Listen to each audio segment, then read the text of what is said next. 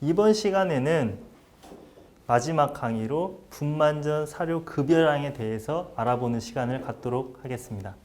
보통 대부분의 농장들이 분만하기 약 일주일 전에 분만사에 입식을 하고 분만이 다가올수록 점점 사료량을 감량을 하는 프로그램을 가져가고 있습니다.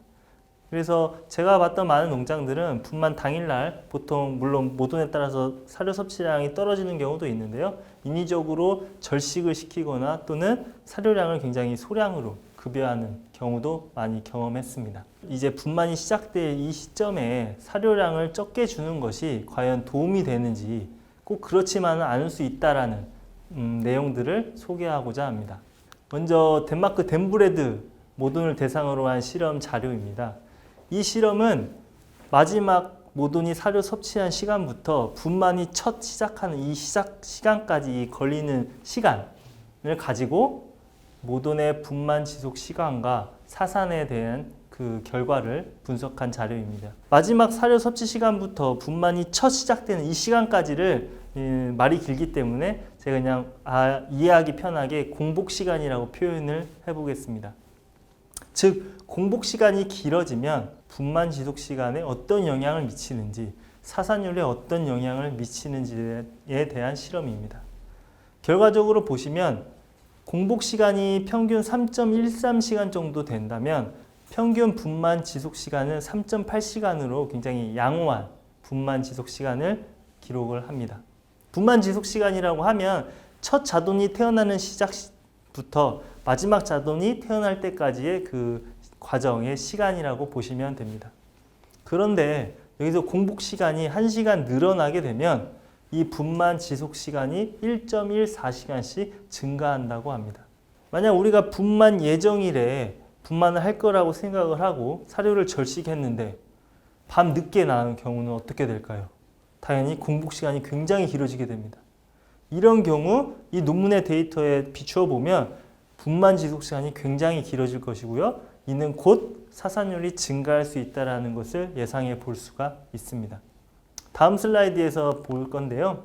공복 시간을 3시간 이하, 3시간에서 6시간 사이, 그 다음에 6시간 초과 3개의 그룹으로 분류를 하고 분만 과정에서 사람이 인위적으로 도와줘야 되는 그 확률, 그리고 사산의 위험성을 살펴보았습니다.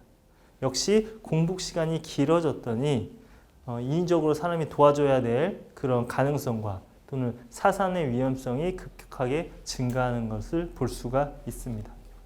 따라서 어떤 여러 가지 사산이 높은 농장에서 여러 가지 요소들을 확인해도 문제가 되지 않는 농장에서 만약 분만 전에 사료량을 너무 적게 준다면 사료량을 최소 하루에 1kg 이상 정도 급여하는 것을 추천을 드립니다. 지금까지 덴마크 사례를 들어봤고요. 다음 슬라이드에서는 스페인 사례를 한번 살펴보겠습니다. 2016년도에 그 피그333이라는 사이트에 올라온 내용입니다. 이 실험은 과거에는 분만 전 사료 프로그램을 따로 적용하지 않았다가 바꾼 이후에 어떤 변화가 일어났는지를 알아보는 실험이었는데요. 바꾼 분만 전 사료 프로그램은 다음과 같습니다. 임신 기간을 116일이라고 가정하고 수요일에 모돈을 분만사에 입식을 시킵니다. 그리고 목요일부터 2.8kg의 사료를 월요일까지 급여를 하는 프로그램입니다. 월요일 날에도 분만을 하지 않게 되면 분만 유도제인 PGF2알파를 주입해서 분만을 유도를 시킵니다. 그래서 그 다음 날부터는 1kg, 분만 2일째는 3kg로 증량하고요. 마지막 분만 3일째는 5kg로 사료를 증량하는 이 분만 전 사료 프로그램을 적용한 실험입니다. 이 분만 전 사료 프로그램을 적용하는 이점에 대해서 말씀을 드리겠습니다. 이점은 다음과 같은데요. 먼저 분만 전에 사료를 감량하지 않고 2.8kg를 줌으로써 모돈의 변비를 감소시킬 수가 있습니다. 또한 모돈의 포유돈 사료 섭취량을 증가할 뿐만이 아니라 포유기간 내에 우유 생산량을 증가시켜 자돈의 이유체중을 향상시킨다고 나와 있습니다. 또한 분만 과정에서 분만사에서 모돈의 폐사율을 30%까지 낮추는 이점이 있다고 나와 있습니다. 결과를 보실 건데요. 초록색 마지막 부분이 이 분만 전 사료 프로그램을 적용했던 결과이고요. 파란색은 적용하기 이전 6개월, 빨간색은 그 전년도 6개월을 비교한 자료입니다. 보시면 분만 전 사료 프로그램을 적용했었던 이 초록색의 그래프들이 총산과 실산, 이유두 수가 다 높은 결과를 보여주고 있고요. 뿐만 아니라 자돈의 생존율 역시 가장 좋은 기록을 하고 있습니다.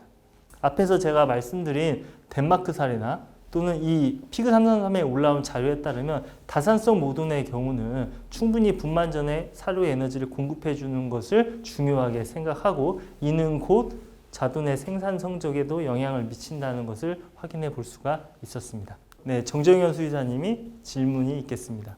아까 그 공복 시간이 길어질수록 네. 분만 지속 시간이 길어진다고 하셨잖아요.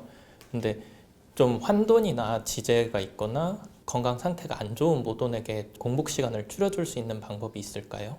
네, 좋은 질문 감사드립니다. 인위적으로 우리가 이렇게 정상적인 모돈이라고 하면 사실 분만사에서 뭐 분만 전날이나 당일날에도 뭐 1kg, 2kg 주는 것은 전혀 문제는 되지 않습니다. 근데 말씀하신 이제 아픈 모돈이라든지 또 뭐 다리가 안 좋은 모돈들은 사료 섭취량이 떨어질 수밖에 없는데요. 이런 모돈들에게 사료 섭취량을 조금이라도 올려주기 위해서는 먼저 분만사 관리자가 인위적으로 모돈을 일으켜 세워서 밥을 먹도록 유도를 해줘야 합니다. 일단은 본인은 일어나기 힘들지라도 관리자가 인위적으로 이렇게 세워주면 그래도 먹는 경우가 많이 있습니다. 그게 첫 번째고요. 두 번째는 조금 더 사료의 접근성을 높이기 위해서 달달한 냄새가 나는 포유자돈 입질 사료나 또는 자돈 사료들을 크럼블 사료 같은 것을 같이 넣어주거나 또는 설탕을 급여해주면 조금이라도 섭취량을 증가시킬 수 있습니다. 추가적인 답변인데 최근에는 이제 그 분만이 시작하고 나면 수액요법을 쓰는 농장들이 꽤 있어요. 분만이 시작하고 나서. 근데 지제가 안 좋은 개체들이 아무리 이제 좋은 사료를 주더라도 접근성이 떨어지는 경우가 있어서 그런 개체에 대해서는 이제 포도당에 들어있는 이 수액요법을 쓰면 훨씬 더 공복 시간을 줄여줄 수도 있고 이 포도당 공급해서 훨씬 더 분만을 좀 여유롭게 할 수 있을 것 같아요. 네, 또 하나는 제가 추가적으로 말씀드리면 약품으로 봤을 때는 이제 메타캄 같은 멜록시캄, 해열 진통 성분의 약을 사용하는 것도 통증을 완화시켜 주고서 이제 사료의 접근성을 높일 수 있는 하나의 방법입니다. 네, 제 강의는 이것으로 마치겠고요. 이번 강의를 통해서 농장의 산자수 올리기 전략의 총 10개의 강의를 마치도록 하겠습니다. 제가 지난 10개의 강의를 통해서 농장의 산자수 올리기 전략을 살펴보았습니다. 각각의 강의에 대한 또는 중간에 질문을 갖는 시간을 갖도록 하겠습니다. 아까 이제 강의 중에 이 초기 사료량과 이제 말기 사료량에 대해 설명해 주셨단 말이에요. 네. 개인적으로 이제 초기 사료량을 그 증가시키는 걸 추천하는지 감소시키는 걸 추천하는지 아니면 말기 사료량도 증장시켜주는 걸 추천하시는지 아니면 그냥 플랫하게 유지하는 걸 추천하시는지 이 개인적인 컨설팅 할 때 그 네. 소견을 좀 듣고 싶습니다. 저는 일단은 포유두수가 높은 농장, 즉 이후 성적이 평균 11.5두 이상인 농장에 한해서 반드시 이후에 초기의 체형 회복을 최우선으로 하고 있습니다. 따라서 그런 농장들은 무조건 사료를 임신 초기에 증량하도록 권장을 하고 있습니다.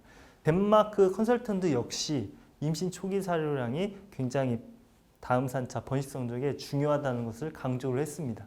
우리나라의 경우는 사료 입질 사료가 그 모돈의 포유돈 사료의 입자의 크기가 굉장히 큽니다. 입자의 크기가 커지면 당연히 소화 흡수율이 떨어지는데요. 덴마크 컨설턴트의 경우는 우리나라 포유돈 사료를 보더니 입자를 더 줄여야 된다.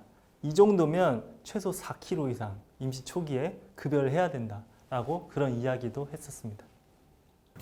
네, 그 양승혁 수의사님 질문 주신 거랑 마찬가지로 그 임신돈의 그러니까 임신 초기, 그다음에 말기, 분만식, 사료 공급량 관련해서 여러 가지 논문들이 있고 그 논문들이 사실은 조금씩 다른 방법을 소개를 하고 있어요. 네. 근데 여기에 제가 봤던 건 어떤 논문은 또 그 덴브레드 종이었고 어떤 논문은 랜드레이스 종이고 이랬는데 혹시 품종 간에 어떤 그런 사료급여의 차이가 있을지, 그러니까 그 임신 기간별로 그리고 경험하신 게 있으면 좀 공유해 주시면 좋을 것 같습니다. 좀 어려운 질문인데 저희는 일단 순종돈을 관리하다 보니까 이 순종돈과 F1의 그 차이는 크게 없을 것 같고요. 이 그러니까 이 사료 프로그램은 이 농장에 맡아지는 환경, 윈치 돈산지 아니면 무창 돈산지 아니면 이 산차에 따른 체중, 그다음에 분만자의 체중이 얼마 빠지고 얼마나 회복되는지 이 체중 이런 것들이 훨씬 더 중요할 것 같아요. 이 품종 간 차이는 뭐 백색계랑 듀록의 차이는 좀 있을 수 있을지언정 이렇게 품종 간 차이보다는 환경적인 영향이 훨씬 더 클 거라고 생각이 됩니다. 네, 지금까지 제가 농장의 산자수 올리기 전략을 크게는 3개의 파트로 나눠봤고요. 총 10개의 강의를 통해서 말씀을 드렸습니다. 많은 농장들이 베링거 인게라님의 이 돈 되는 강의를 보시고 꼭 실행에 옮기셔서 농장의 성적을 올리고 많은 돈을 벌으셨으면 좋겠습니다.